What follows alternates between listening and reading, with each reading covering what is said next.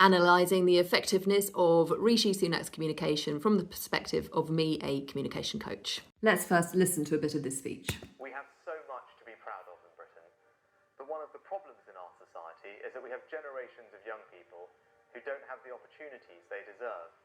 We divided into 3 sections, and there's so much to unpick here, but let's first look at the eyes. Look at these eyes. We have so much to be proud of in Britain. Are those eyes the eyes of someone who really believes what he's saying and really cares about what he's saying?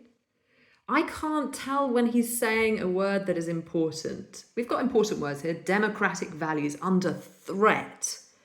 And yet his eyes say, I'm going to have a cup of tea later. Nothing in the eyes. Now talk about the voice. The voice also ties in with this total inauthenticity, this idea that he's just reading, essentially, and why I think Rishi has this reputation for being a robot.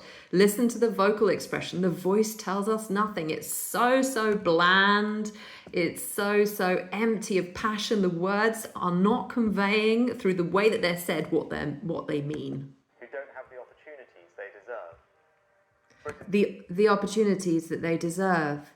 The emphasis, the colour, the vocal expression is absolutely minimum for what you'd expect of a level of the seriousness of this speech. Let's listen to a bit more. Today faces a future that is more dangerous and more divided.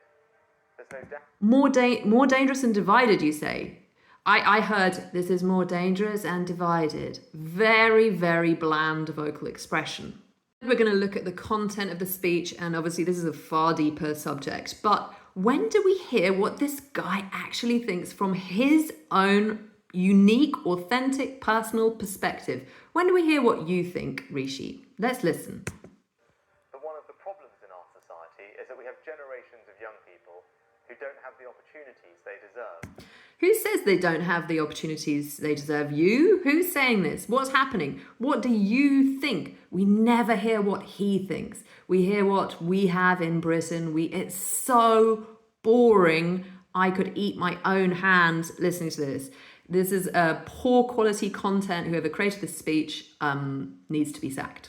In conclusion, the 3 things that jump out at me straight away and I think are not working are: first, the eyes, the lack of expression in the eyes; secondly, the lack of expression in the voice; and finally, the lack of personal values and sense of integrity and personal insight from Rishi in his speech. So those 3 factors, I think, are making this quite ineffective.